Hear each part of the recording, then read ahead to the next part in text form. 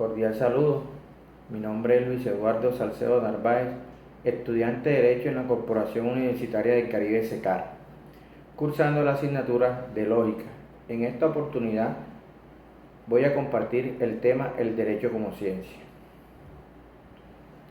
La condición científica del derecho no posee hoy en día un consenso unánime, pero existe un debate entre distintos pensadores del derecho. Esta dificultad que tiene el derecho como ciencia se presenta cuando se intenta explicar el concepto y contenido de la ciencia del derecho. El saber jurídico presenta una problemática y es que implica adoptar una actitud reflexiva y crítica respecto de la propia ciencia que tiene por objeto, en este caso, el derecho. Ahora bien, el cuestionamiento que existe en torno al concepto como al objeto y contenido de la ciencia del derecho es donde manifiesta el carácter problemático.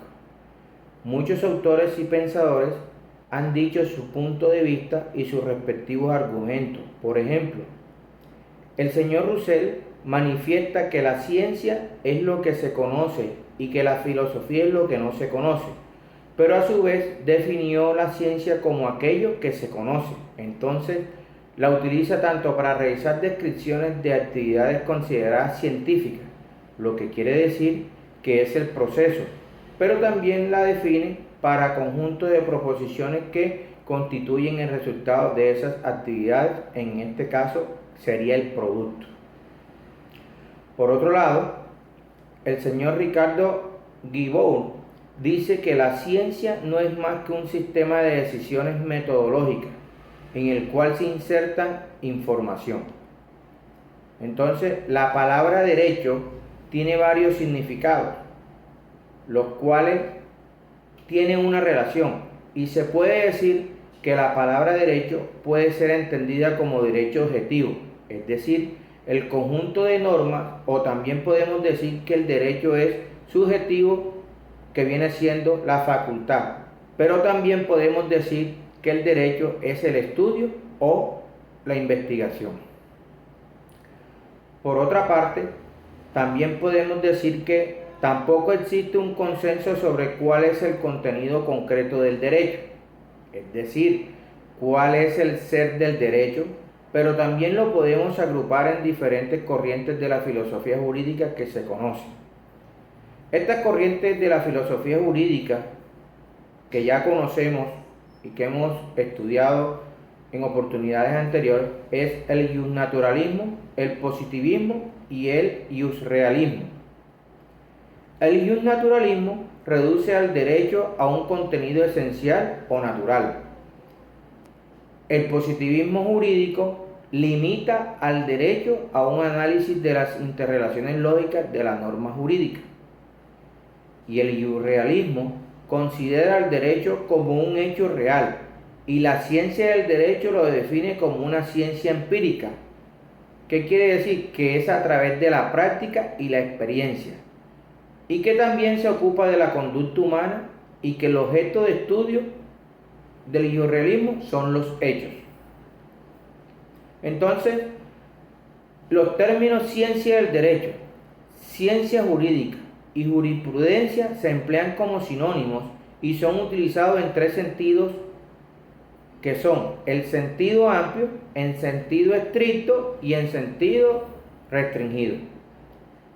El primero abarca todas las disciplinas jurídicas, inclusive hasta la filosofía del derecho. El sentido semirrestringido comprende lo que es la ciencia jurídica, pero esta excluye a la filosofía del derecho, cosa que no hace el sentido amplio. Y el tercero, que es el sentido estricto, que se entiende como la ciencia que tiene por objeto la exposición ordenada y coherente de los preceptos jurídicos en un tiempo y espacio determinado, al igual que el estudio de los problemas relativos a su correspondiente interpretación y aplicación. También hacemos alusión sobre aportes en la evolución de la ciencia del derecho, en la que se destacan muchos filósofos del derecho y escuelas en las que voy a resaltar en tres épocas.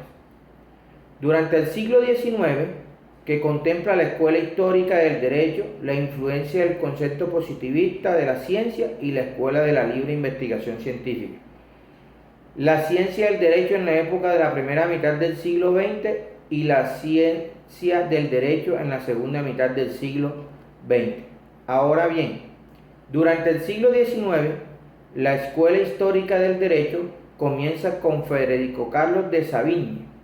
El aporte más destacado de este pensador fue la teoría de las fuentes y la interpretación, la cual hace referencia hoy en día a los institutos jurídicos.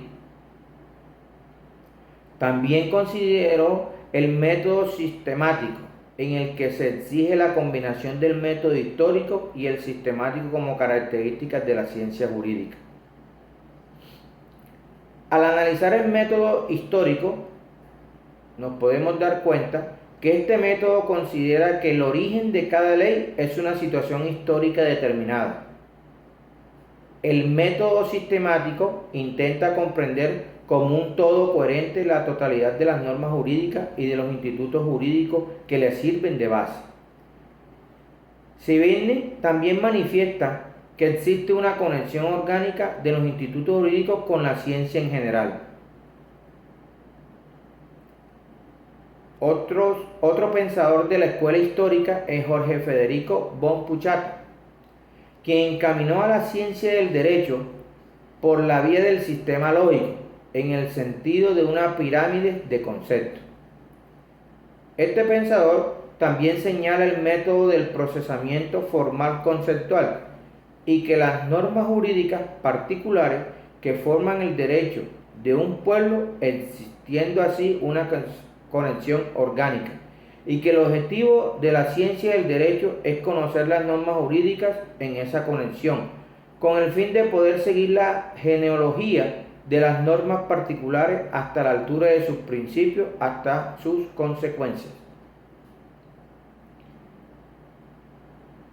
La contribución de la jurisprudencia del concepto fue la elaboración de un sistema abstracto, encontrando una división conceptual como lo es el derecho público y el derecho privado, también derecho absoluto y derecho relativo, y la nulidad del negocio jurídico.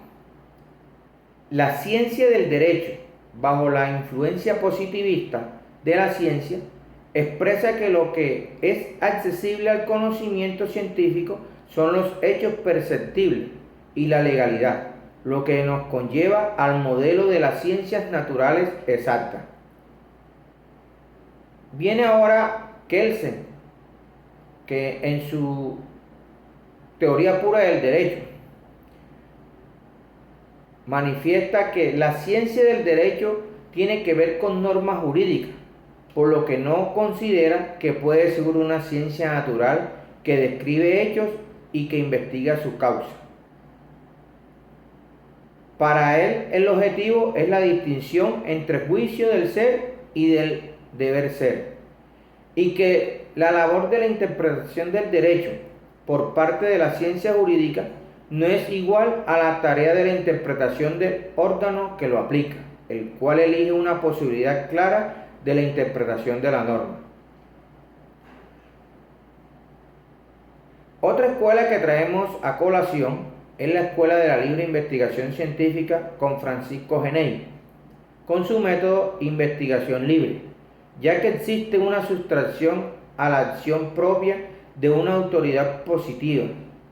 Y su otro método es la investigación científica, porque no se puede encontrar más base sólida que en los elementos objetivos, que solo la ciencia puede revelar, y estos elementos son encontrados en la naturaleza de las cosas. Ahora miramos a la ciencia del derecho en la primera mitad del siglo XX. A comienzos del siglo XX se encuentra el pensador Rudolf Stanley, el cual introdujo un movimiento filosófico que se caracteriza por el apartamiento del positivismo. Es decir, que lo hace a un lado y no lo tiene en cuenta. En su teoría de la ciencia del derecho, propone hacer concebible la ciencia del derecho y alejar totalmente del reproche de carecer del valor científico. Y explica también que las ideas jurídicas aparecen en la conciencia, siempre ordenadas de un modo determinado, es decir, que ya las ideas están formadas. Para Stanley, el derecho es un modelo o un modo de querer, lo que indica que ordena los fenómenos según la forma de pensar, es decir, por el fin y por el medio. Stanley tiene dos ideas importantes que han llegado a la metodología de la ciencia jurídica. La primera idea es la de la independencia metódica de la ciencia del derecho frente a las ciencias de la naturaleza, que se basa en que la ciencia del derecho no pregunta por las causas sino por los fines. Y la segunda idea, con más importancia, es que pertenece a la ciencia del derecho el oriental y ordenar según una medida superior. Esta idea posibilita la superación del positivismo y la consagra del método teleológico en la ciencia del derecho. Por su parte, Emil Lax entiende que la ciencia del derecho es una rama de las ciencias culturales empíricas. Entonces dice que se ocupa de acontecimientos que se destacan entre la masa que acontece por su relevancia en relación con determinados valores culturales. Otro pensador que viene a colación es Gustavo Rabruch, quien sigue la obra de Lax y le agrega el contenido y la conexión del sentido de los valores relevantes para el derecho, llevando entonces un tránsito de una filosofía de los valores de manera formal a otra material. En cambio, Cosio dice que el derecho es un objeto egológico, lo que quiere decir que solo se refiere a la conducta. También dicen que las normas es solo un instrumento conceptual, la cual permite conocer la realidad del derecho como conducta, y que la norma es un concepto, por lo que solo puede ser abordada por la lógica como teoría de los conceptos, pero no puede ser entendida por la ciencia jurídica. Otra época que resalto es la segunda mitad del siglo XX, más o menos en los años 50. Alfred Ross y Norberto Bobbio se propusieron a construir una ciencia jurídica que tuviera todos los atributos necesarios para ser la acreedora del título de verdadera ciencia.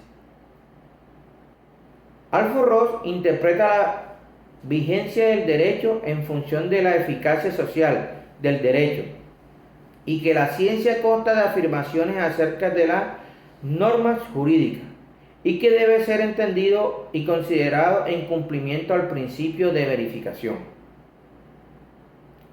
En cambio, Norberto Bobbio ve la posibilidad de concebir una jurisprudencia que no es considerada ciencia, pero que es lo que practican generalmente los juristas. Bobbio propone incluir la ciencia del derecho en el conjunto de las ciencias empíricas, porque considera que cuando se estudian las proposiciones normativas, se propone el comportamiento real. Y también dice que las normas y la práctica no son términos incompatibles, por lo que las proposiciones jurídicas son normas derivadas de la experiencia. Entonces dice que todas las investigaciones que reconozcan la experiencia como fuente de conocimiento se debe reconocer como ciencia empírica. Lo que quiere decir con esto Bobbio es que la ciencia del derecho está inmersa en la sociedad y por ende en la historia. Hablando un poco del escepticismo de Julio von Kirchmann, se presenta una discusión y se remonta, según varios autores, más o menos en el siglo XVI, en el Renacimiento, donde los humanistas sintieron una oposición hacia las ciencias del derecho. Y es aquí donde la esencia mutable del objeto es que se encubre, es decir, que las afirmaciones de la existencia de un desenvolvimiento progresivo de las diferentes instituciones del Estado. Pero también dice que El objeto del derecho no solo consiste en el saber, sino también en el sentir. Entonces, la concepción de la jurisprudencia como técnica, por ejemplo, Crisma, sostiene la tesis del carácter esencialmente técnico de la jurisprudencia y dice que es una técnica socialmente útil. En cambio, Manuel Atienza niega el estatus científico de la ciencia del derecho y parte de las características de Mario Bunge para decir que la jurisprudencia es una técnica. Ya por último, se reconoce que aún no se ha podido formar opiniones definitivas, aunque se sientan ciertas inclinaciones a entender el derecho como ciencia, y que la ciencia se caracteriza por la búsqueda de la verdad, pero también por la demostración del error.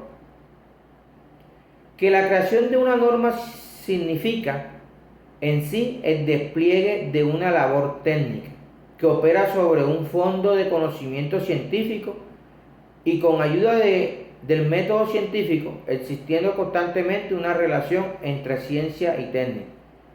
También se analiza la tarea propia del abogado en el ejercicio de la profesión,